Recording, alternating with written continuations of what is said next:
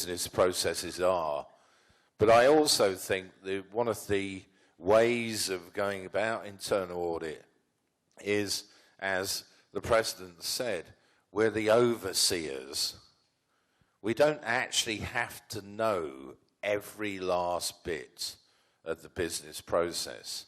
All we have to know is, are they controlling their risks? And as long as we can identify those risks, then we can do our job.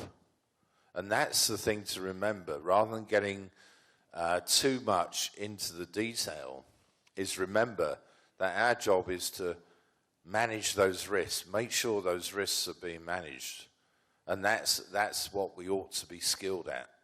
The point is, historically in India, financial controllers, the finance heads have been dominating, and audit have been under the finance heads. And we are now, only in the last couple of years, we are coming out of the finance heads audit, and the auditors, even somewhere where the audit is under finance head or even directly under CEO, I have experienced that the CEO delegates.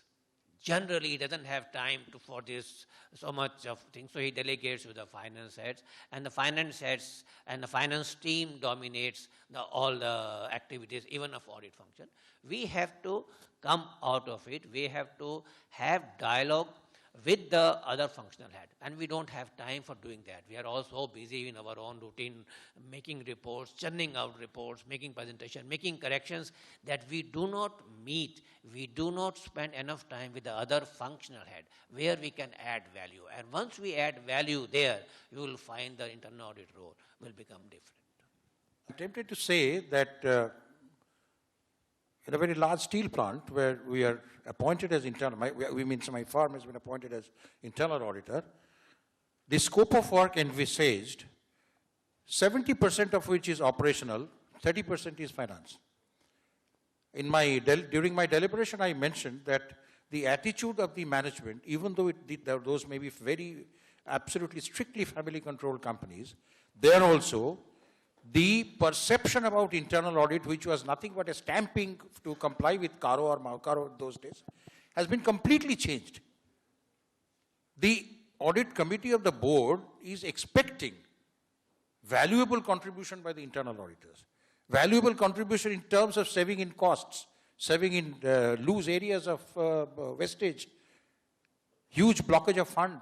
They want us to submit impact statement against each of the audit reports that we submit.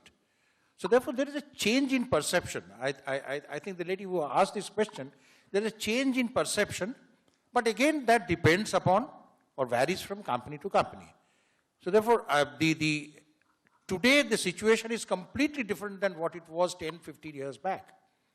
That we must appreciate, and we must ensure that we make valuable contribution. Otherwise, nobody is going to pay any attention to us, and in fact, people are going to blame us only, nothing more. I think we have come to the end of this session, may I request the organizers to take charge from me, and thank you very much for your patient hearing. I shall now request Mr. Satish Chawla to kindly present a special token of our gratitude and esteem to Mr. Phil Tarling on behalf of IIA India and IIA Bombay chapter. Mr. Chawla, could you please do the honors and present this token of appreciation and esteem to Mr. Phil Tarling. It's now time to release the first publication of the IIA India Research Foundation, IIA Bombay Research Foundation. This is a paper measuring the impact of internal audit in uncertain times. It's the subject of this research paper, which has been initiated and coordinated by the IIA Bombay Chapter's Research Foundation. I'll request Mr. Satish Chawla to kindly launch this in the presence of Mr. Phil Tarling and Mr. Shantanu Ghosh. May I request Mr.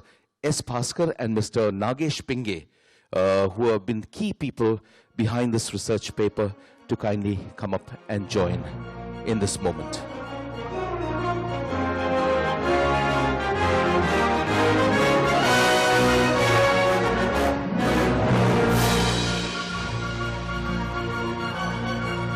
Congratulations to IIA Bombay Chapter Research Foundation and IIA India Research Foundation This is the first publication, and I'm sure it's going to be one of many, many such very valuable publications which will be published by the research foundations. I'd now like to invite on stage and introduce the person who's been primarily responsible and behind this research paper. He is an advisory board member of Verita. He has over 16 years of composite experience in servicing international, large and medium-sized clients in the areas of business advisory, fraud investigations, internal audits, IT advisory, SOX Clause 49 implementation and assistance, and enterprise-wide risk management. He is a partner in NMAH and Associates, and has also had stints with BDO and Grant Thornton in India. Let's hear it for and from Mr. Huzaifa Unwala. Well, good morning, friends. And as you know, the title of the publication is Measuring the Impact of Internal Audit in Uncertain Times. And really, these are uncertain times. You know, take you through quickly the findings of the first research report of IIA Bombay chapter. First of all, let me start by saying that it's an honor and a privilege to be associated with the IIA Research Foundation. And, you know, having given this opportunity to me and my team members, we really enjoyed the experience of surveying and discussing, I would say, getting into the psyche of chief audit executives and thought leaders of our profession. And this has been executed as a pilot exercise covering about 30 entities, primarily in Mumbai, large, medium, and small enterprises. And the subject was selected for research, keeping in mind the business uncertainties and the economic uncertainties that we face today. And in this environment, primarily internal audit being a non-frontline activity is, on the receiving side, a casualty. So what the thought leaders of our profession are thinking in such times, how they are responding to the challenges faced by our profession, by the internal audit function, and what are the specific strategies and measures that are being adopted, and what are the remarkable, noteworthy practices and collective wisdom that can be taken from the thought leaders and shared at a larger platform. These were the overarching objectives of the exercise. I will quickly deep dive into the major findings. About 7 sectors participated, and 30 participants took part in this entire exercise. There were some fabulous contributions from people like Mr. Naushir Mirza, Mr. Nagesh Pinge, Mr. Satish Shenoy, and several other luminaries in the entire survey and research effort. And what came out is a very, very specific, implementable kind of a research study, which I'm sure you'll find it very, very exciting when you go through and when you receive the soft copy. The first major finding that came out is that in uncertain economic times, largely the mindset of business captains, board of directors, and audit committee members is one that of they have a fear of unknown. They don't know what's going to come on the next day in terms of, you know, shrinking margins and deepening fiscal deficits and things like that. So there is a definite feeling of a fear of unknown, and this invariably rubs off and impacts even the internal auditors. So the value perception from the internal audit activity is gradually shifted in uncertain times from one of creating value for the organization to one of protecting value for the organization, and reassuring the management team, the audit committee, in terms of the effectiveness and performance of business functions and processes. We had some specific pointed questions to the thought leaders of our profession. We engaged them on one key question, which is adding value to the audit committee and board of directors. And the findings are just a confirmation of few discussions we had 5 minutes back with Phil, Mr. Chawla, and Mr. Ghosh. The first specific measure that was picked up by the thought leaders, and largely the respondents agreed to that measure, was greater level of engagement with stakeholders.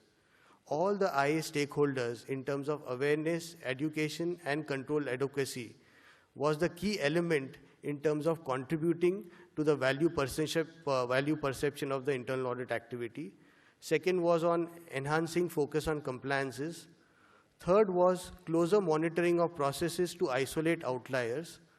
Fourth measure picked up was adopting a leaner approach to audit by focusing high-risk areas. On the fourth aspect, I received remarkable, noteworthy, benchmarkable practices from the thought leaders of our profession. I'll quickly share with you a couple of them.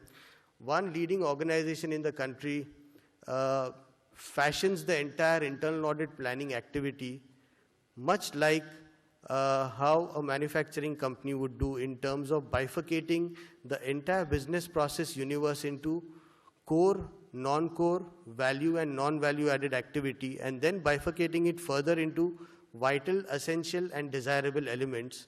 And the internal audit charter is designed on the VED model of a manufacturing company. So it's an adopted best practice from a value engineering kind of approach in modeling the internal audit charter.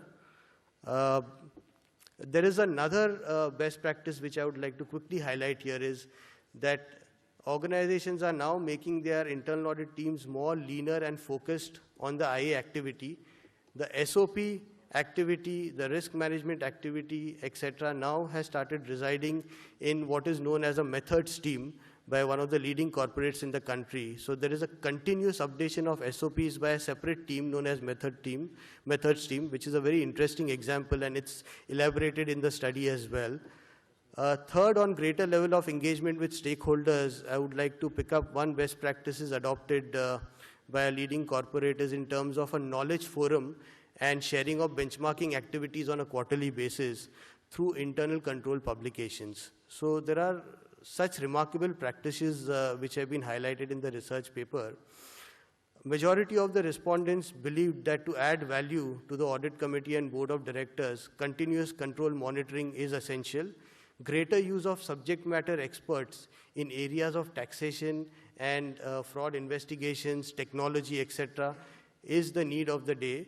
And benchmarking of processes, indicators with competition, specifically here, not only benchmarking of controls, but risk mitigation processes followed by competitors has emerged as one of the key requirements and expectations of the board and audit committee members as far as internal audit function is concerned. There is some bad news for the consulting fraternity, where the thought leaders of the profession felt that almost 60% or more of the sample that we had taken up for research felt that reducing the internal talent is not a good measure, and balancing it with the outsourcing of only mundane activities was a good measure as far as adding value to the board and audit committee is concerned. So less of outsourcing, more of insourcing. Each audit mission not to carry a value multiple.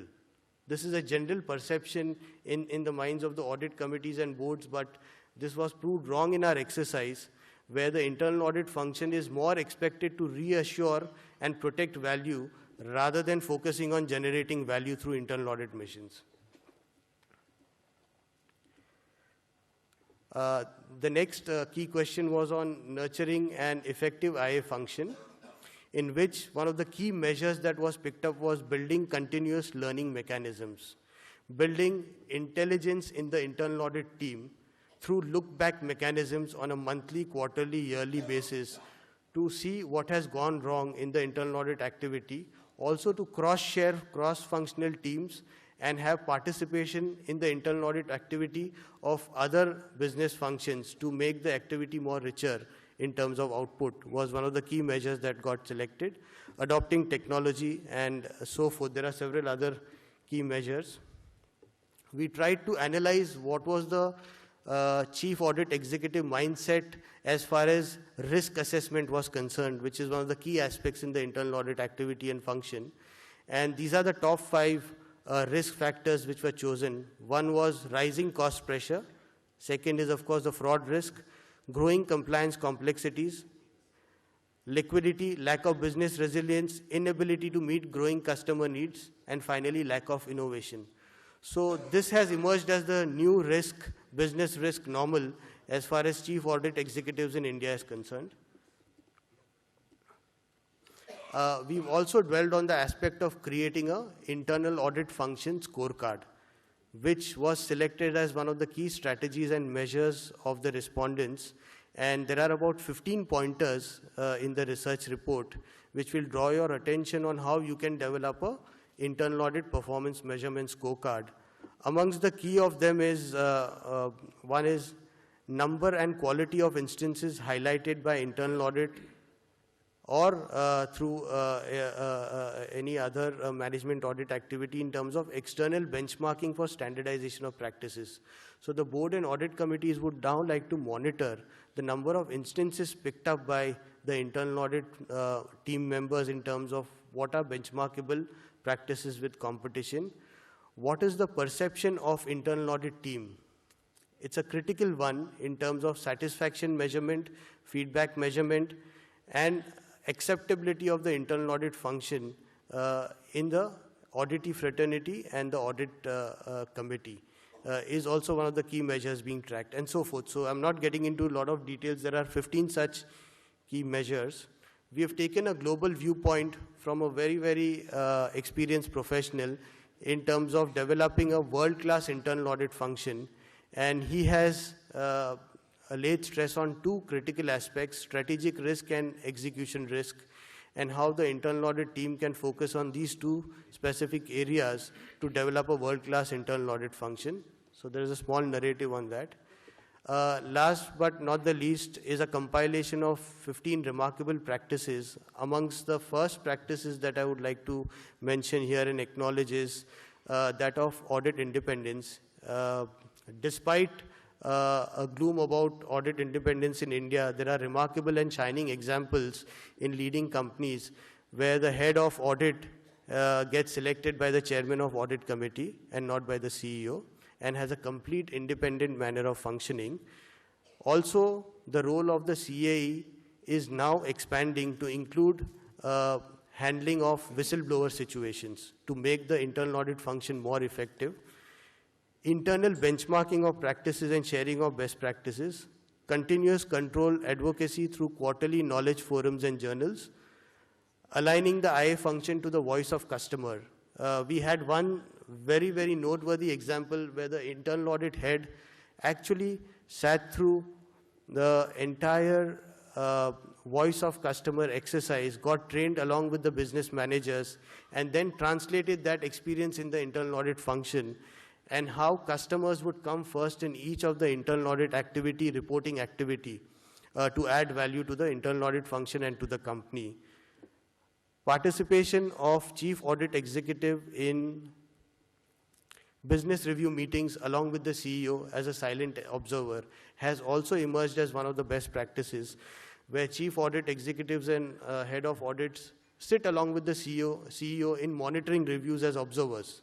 They may not participate actually in the business discussions, but they will silently observe what is being discussed and what will impact the internal control environment. And post that discussion will go back to the CEO and give their analysis on how the internal control environment gets impacted on a monthly basis. This also has emerged as one of the key practices followed by thought leaders in our profession. On-time audit reporting and closures.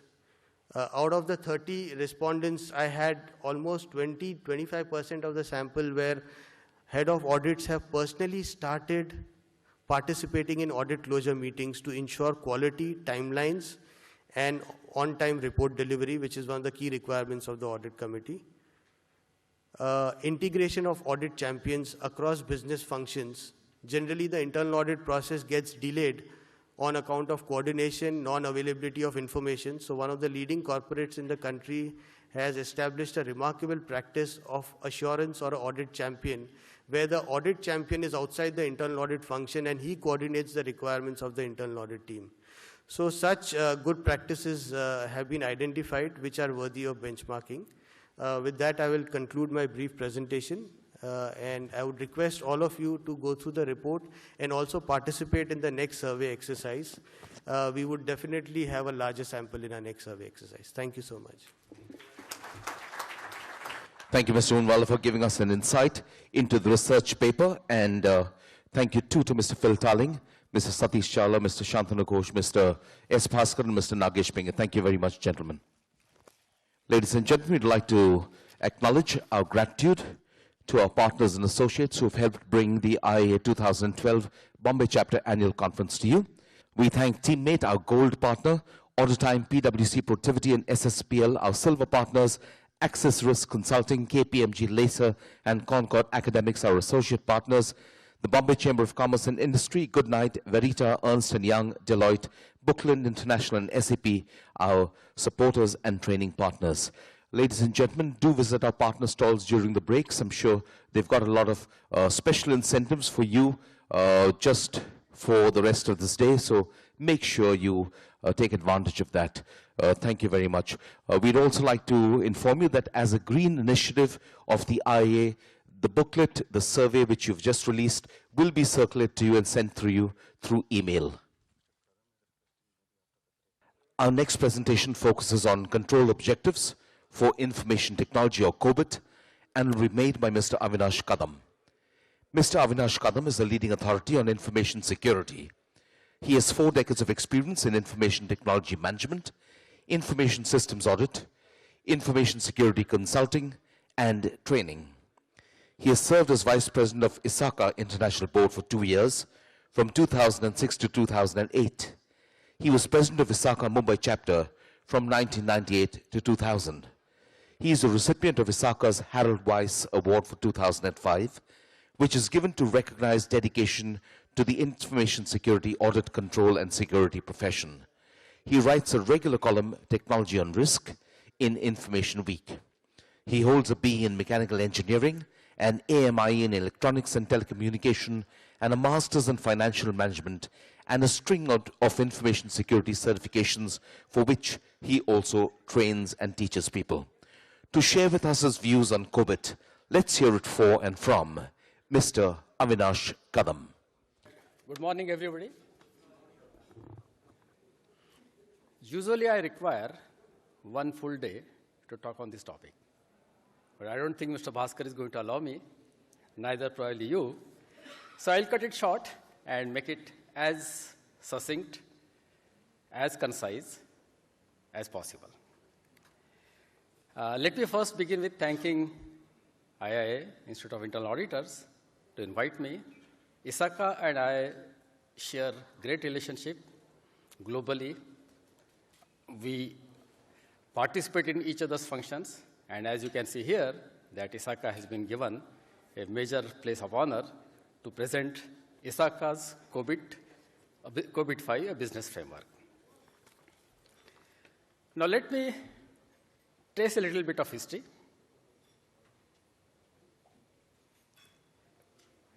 COBIT, as just now was explained to you, control objective for information and related technology. Way back when electronic data processing came into being, there was a need for somebody to audit this black box. What exactly is going behind those glass walls, those big black boxes?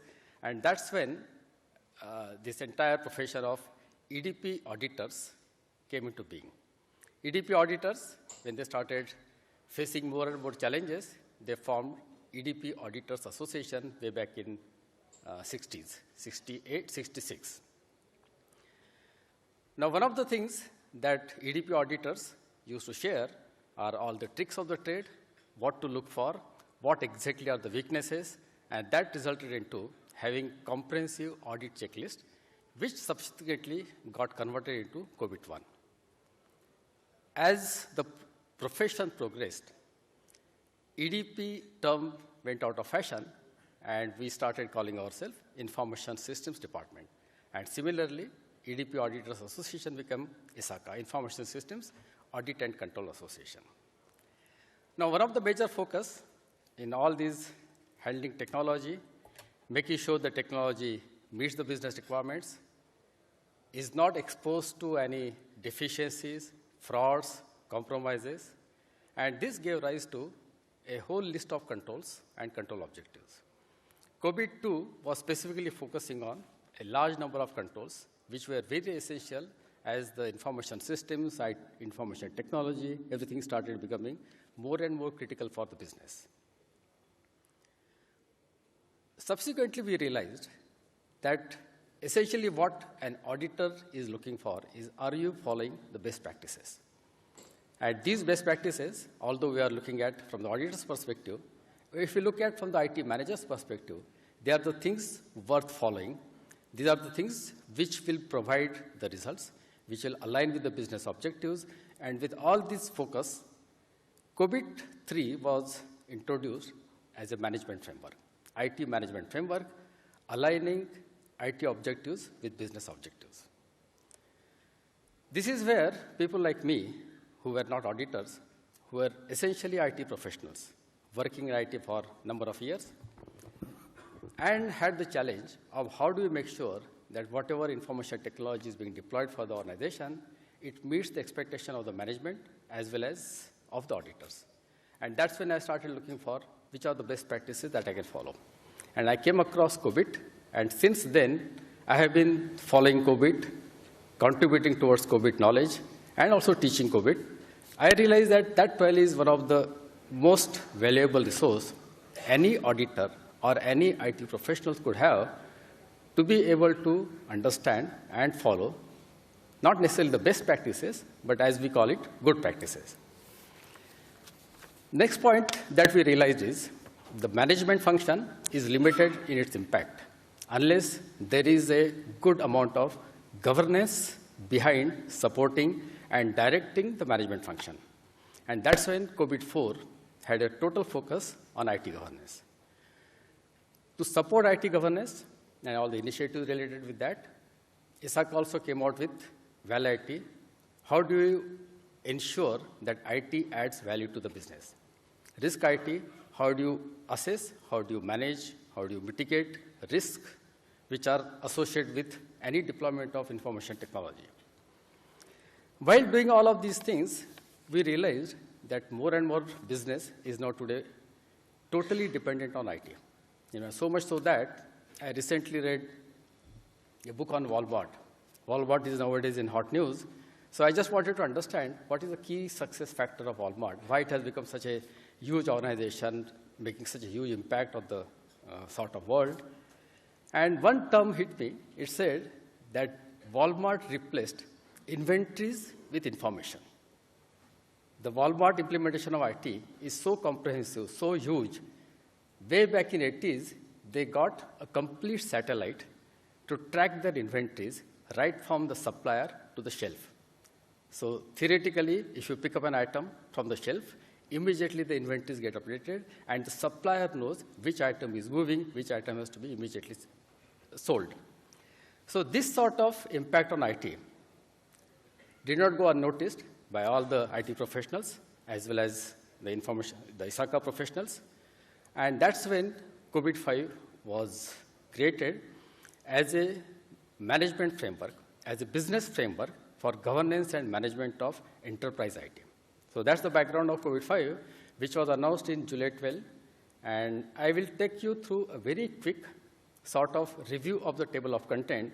I will not have much time to explain to you all the details, but I'm sure it will whet your appetite, and you will definitely look for this standard to follow what are the best practices, what are the good practices to be followed for any enterprise IT. COBIT 5 framework is based on 5 COBIT 5 principles. And I'll quickly take you through those 5 COBIT 5 principles and 7 enablers. The basic major product is COBIT 5 framework, which is a free download. Whether you are a member of ISACA or you are not a member of ISACA, you can download this business framework, which is just around 90 pages. And it gives a complete outline of what exactly is COBIT, how exactly it can claim itself to be a business framework, how it can be utilized to adopt and implement good practices for enterprise IT. This is in turn supported by another publication, which is COBIT 5 implementation, and still another publication, which is COBIT assessment program. I'll take you through these in brief, and so that you get an idea what are these publications about. COBIT 5 principle essentially talked about 5 things. First and foremost, meeting stakeholder needs. identify your stakeholders, and make sure that their expectations are met. We'll briefly talk about that a little later. The second one is this framework covers the entire enterprise end-to-end. We should not leave any pocket because today IT probably is touching every aspect of an enterprise, every aspect of the business. So the framework must cover the enterprise end-to-end. There is a plethora of standards, and sometimes people get confused which standard is the right standard. COBIT rose above that, and it proposed itself the task of creating a single integrated framework. This single integrated framework is capable of ensuring to adopt the best practices provided by a number of standards, which are capable, which are niche standards, which are very competent to handle a specific requirement, but not necessarily in the business framework perspective. So we'll talk about that. Fourth one is holistic approach. Now that's a very vague term. What exactly is a holistic approach, and how does COBIT enable a holistic approach? Now this is another very interesting point that COBIT has brought out with, and which we often take for granted, but this is where I'll try to explain what exactly they meant by enabling holistic approach. And last one is separating governance and from management. We have been talking about governance aspects, governance functions, and management function for many years. But this is the first time COBIT has come out with very clear processes which need to be followed for governance, and what are the processes which are required for good IT management. So we'll talk about that. To begin with, meeting stakeholder needs, you have to identify the stakeholders, the internal stakeholders, and the external stakeholders. Now, these stakeholders might have different requirements, different needs. For any organization, you would have pulls and pushes. The internal stakeholders would have some specific requirements. External stakeholders would have some different requirements. The governance objective is to make sure that you appropriately balance these pulls and pushes. You appropriately balance these expectations, sort of make sure that you select the right requirements. Ultimately, the objective of governance is value creation, benefit realization, at the same time, risk optimization and resource optimization. I'll just like to give you a very small example. Yesterday, probably you had a session on cloud computing, and cloud computing has become a big buzzword. Now, if you look at the stakeholders' perspective, the internal stakeholders, the management will be extremely impressed about what sort of capital expenditure could be reduced, how can you outsource everything to a cloud service provider, how can you reduce your entire investment, and many qualities, many good features that cloud computing provides. The customers would be also impressed that the company is going for some new inventions, new technologies, but they'll be concerned about, are they going to maintain the privacy of the information? Because once it goes on the cloud, how do you know who is going to have access to that information? Government will be concerned about if this organization is going to put all their information on cloud. Will there be any trans-border flow? Will there be any breach of an IT Act provisions that you cannot send information outside this country, and things of that sort? And the employees will have their own concerns that, does this mean all our jobs are going to go in cloud? So you can realize that stakeholders have different requirements, different needs, different expectations. The governance objective is to balance all these different factors and at the same time create value, realize the benefits, optimize the risk, and optimize the resource utilization. So that's the governance function. Essentially, but the governance function has to make sure that it meets the stakeholder needs, make sure that who receives the benefit, who bears the risk, what resources are required. All of these factors need to be considered by the governance function. How does COBIT suggest us to go about it? When you look at the stakeholders' drivers, the dilemmas, the expectations, there is new environment, the technological environment, new laws, privacy laws being enacted. Among all of these expectations, the stakeholder needs have to be very clearly understood. COBIT has given a very structured approach of how do you identify the stakeholder needs. From the stakeholder needs, how do you identify the enterprise goals? From the enterprise goals, how do you identify the IT-related goals? because IT is just a sub-function. You have to first look at what are the enterprise goals, and then how these enterprise goals could be met by the IT-related goals. And finally, the enable goals. Now, this sort of goals cascade, COBIT 5 provides you in a very easy to refer, easy to understand. How these goals have been decided, the enterprise goals and the IT-related goals. So they have come out with, they have referred to a very age-old principle of balanced scorecard by Robert Kaplan many, many years back. And what he had professed is no organization can succeed just by having financial goals as its main goals. It needs to have, apart from the financial goals, it needs to have customer goals. It needs to have internal goals, and it also needs to have learning and growth. We have seen many organizations which were only focusing on financial goals. Probably they did not exist for very long, but the organizations which also focused on customer goals, learning and growth, internal goals, they probably are among the top organizations today that we can see. So this goals cascade leads us to covering the enterprise end-to-end. Now, this is where the appropriate governance enablers to be used. Appropriate governance enablers could be frameworks, principles, structure. We'll talk about these. And ensuring that you select the right governance scope and define the roles, activities, and relationship very clearly.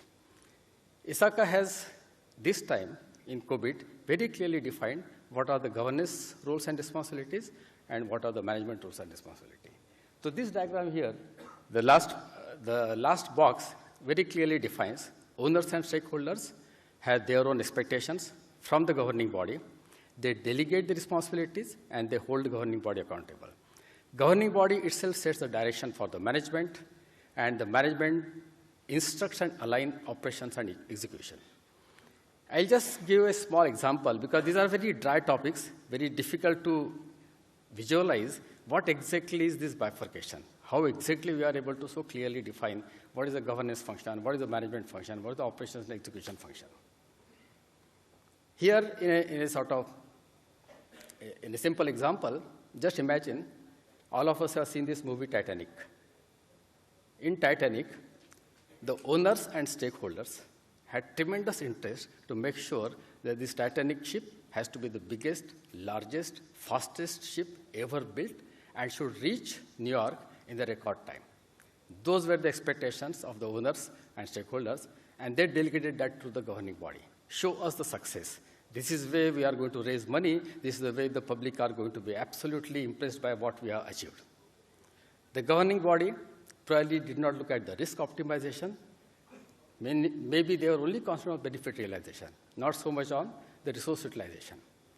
They instructed the management, go at the fastest speed. Don't bother about anything. You have to achieve this financial goal, and you have to reach New York before the dawn, before the New York Times publishes the news that the ship has reached in the fastest possible way.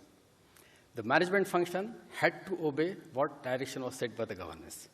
And they instructed the operations and execution team, the engineers and the boiler crew and whoever was responsible for running the ship, irrespective, unmindful of what are the risks that they are encountering, they just went ahead because the governance function has set the direction and management had to achieve that direction. And you all know what is the result. Now replace Titanic with something else, and you will see a lot of examples. If the direction was not set right, the management function followed the direction, wrong or right, and they met the disaster. So this is where COBIT has tried to make sure that management functions are totally different and governance functions are totally different. Applying single integrated framework, again we get thoroughly confused. There are so many frameworks, so many standards. COSO ERM, ISO 9000 for quality, ISO 31000 for risk.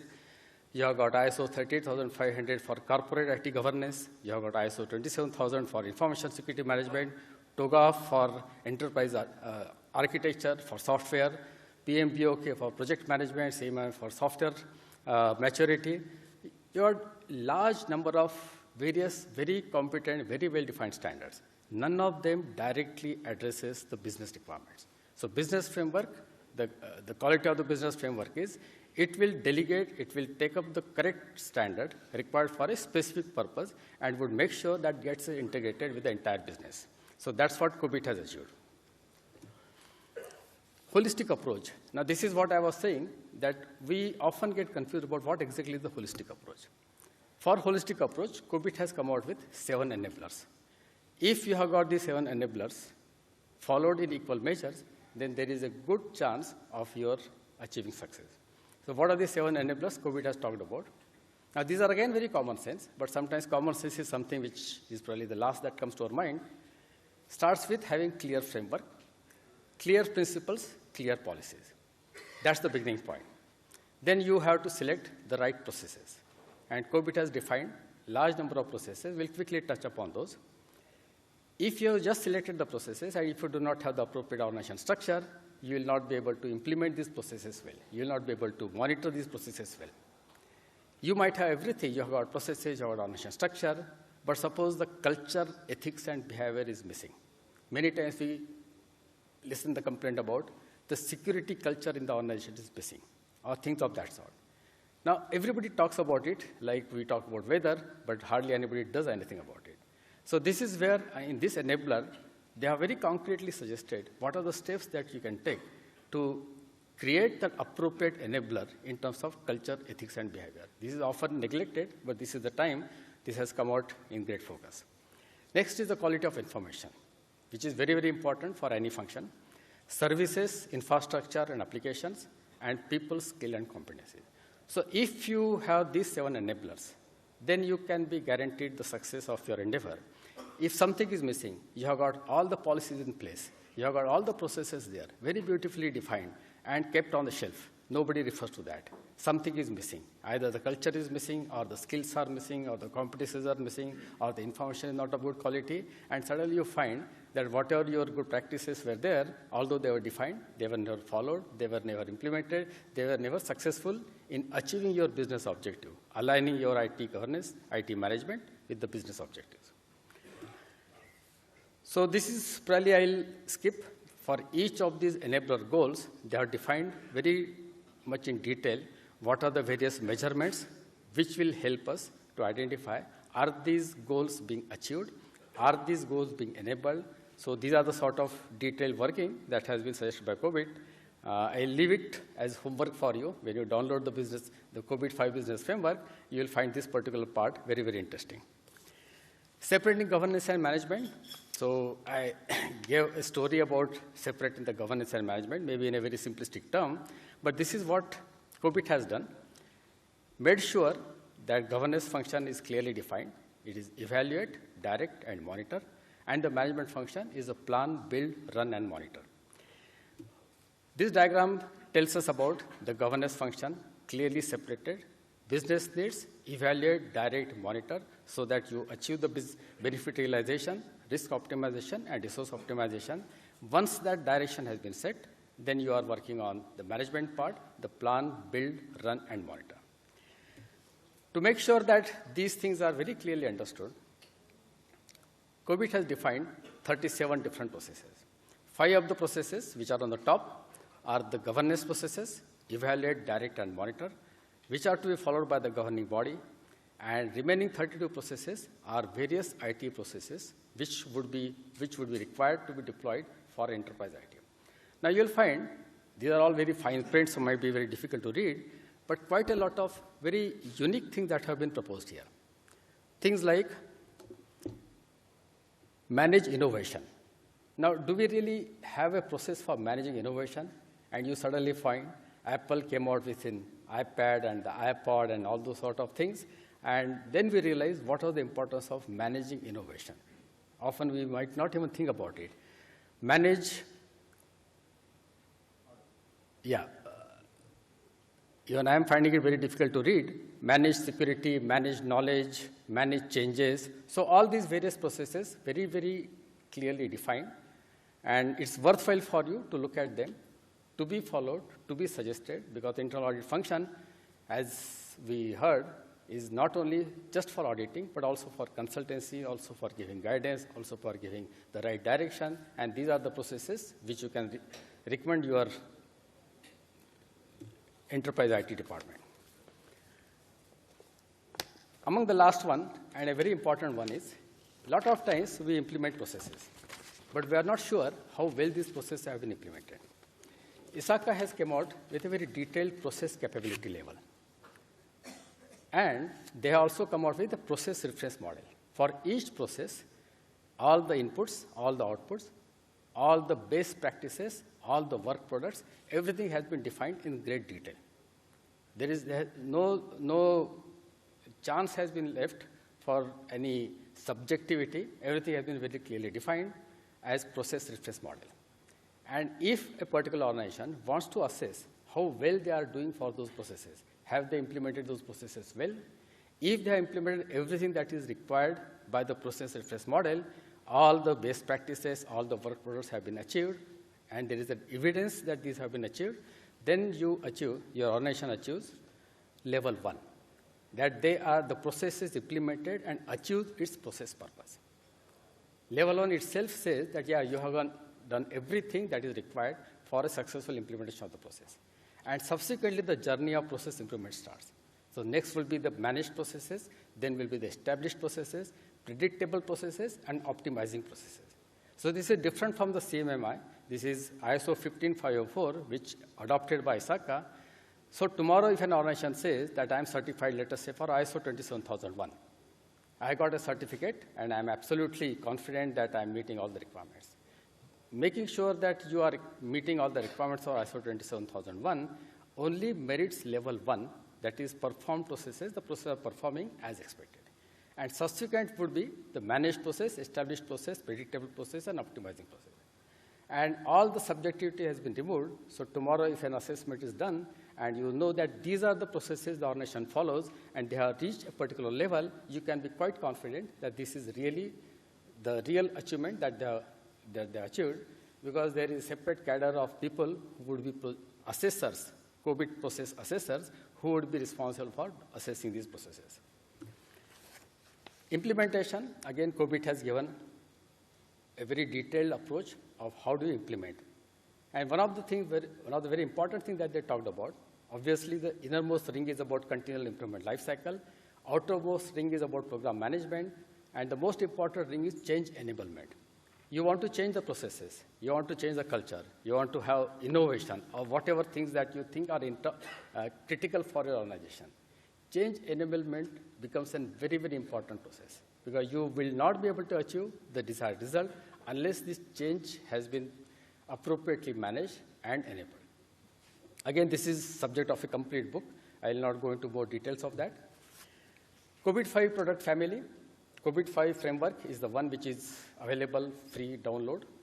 Then there are a lot of enabler guides, enabling processes, all the 37 processes, detailed requirement, enabling information. Then there are other professional guides like COVID-5 implementation, COVID-5 for information security, COVID-5 for assurance, COVID-5 for risk. All of these are available. Some of these, COVID-5 obviously is free for everybody. Others required, you should be the member. You have to be a member of ISACA to get this access free. There are a number of supporting products. COVID-5 for information security, which has been already published in July 2012. Others are in the pipeline, COVID-5 for assurance, COVID-5 for risk, enabling information, and so on. COVID assessment model, process assessment model, PAM, that I talked about, assessor guide and self-assessment guide, they are all available on ISACA website. COVID-5 has also published a publication for India, Securing Sensitive Personal Data or Information for India's IT Act, using COVID-5. And the final version is expected to be released in November 2012. Then there is another publication, Securing Mobile Devices Using COVID-5 for Information Security. So you can realize that COVID-5 as a business framework for enterprise IT, it can be extended to right up to mobile devices or privacy laws or any of those requirements for running an enterprise IT for a good, sound business and achieving a proper umbrella business framework. So with that, I suppose I have not taken too much of the next session's time. I'll conclude here. Unless there are some questions which you can ask me, maybe offline. Yeah. When you refer to process, in a mature IT implementation setup, what kind of process will go through the COVID framework?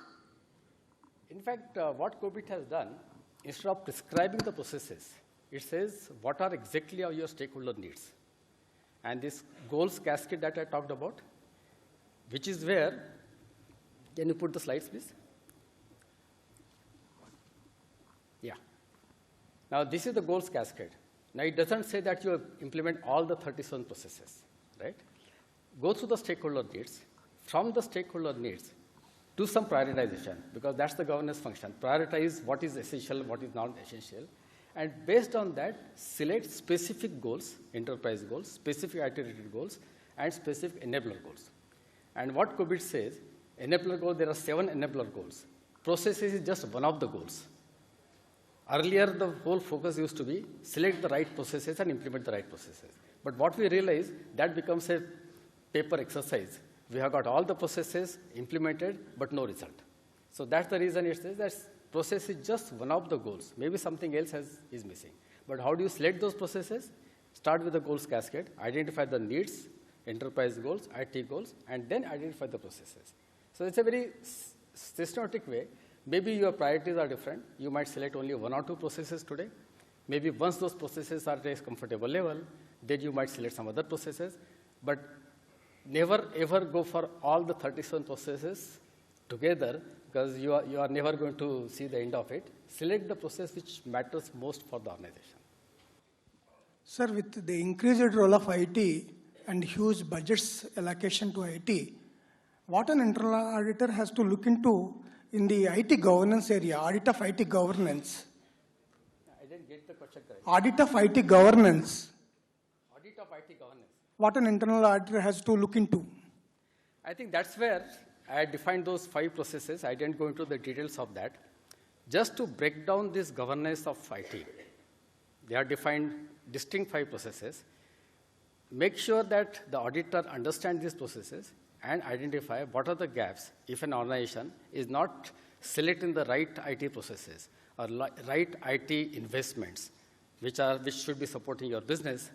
Probably those EDM processes, the governance processes, will give you a good clue about is the governance of enterprise IT being done and taking the organization in the right direction.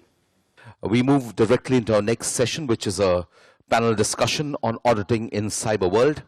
May I request you to kindly put your hands together and welcome on stage our panelists as I very briefly introduce and invite them on stage. Please put your hands together for cyber law and cybersecurity expert and president of Cyber Law Consulting, Advocates and Attorneys, Advocate Prashant Mali. She is a former lead forensic specialist for the World Bank.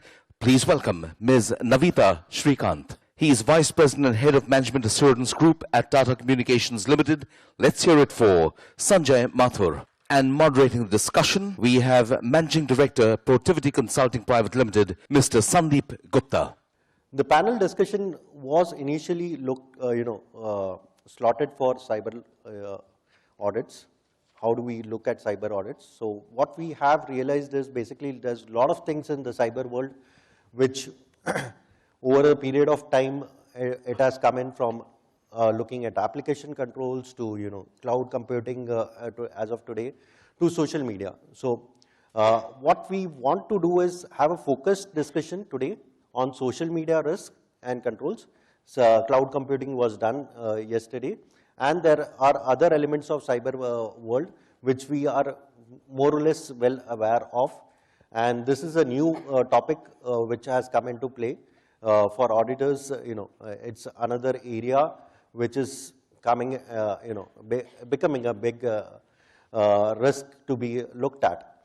So going back to social media, what exactly is like social media from an organization perspective is what we want to look at. Individual perspective, definitely it has been catching fire since the last decade or so, starting with Orkut, then going into Facebook and LinkedIn, Twitters. So organizations also have embarked using social media for their own business needs.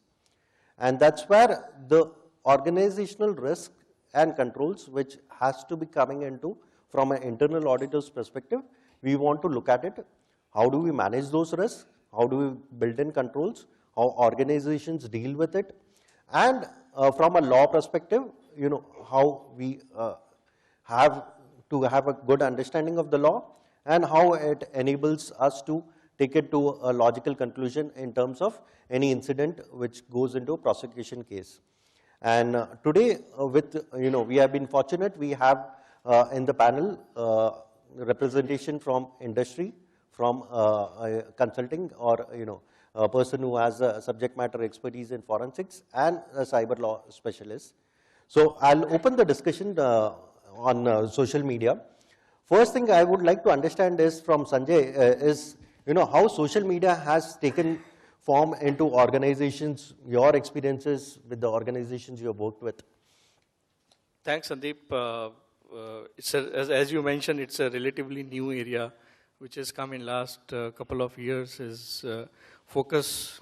Social media is a very strong platform which enable organizations to pass the message, but at the same time it has huge risks. And if I talk about my experience in the organization where I work, how we have dealt with the social media, basically it social media policy, if you talk about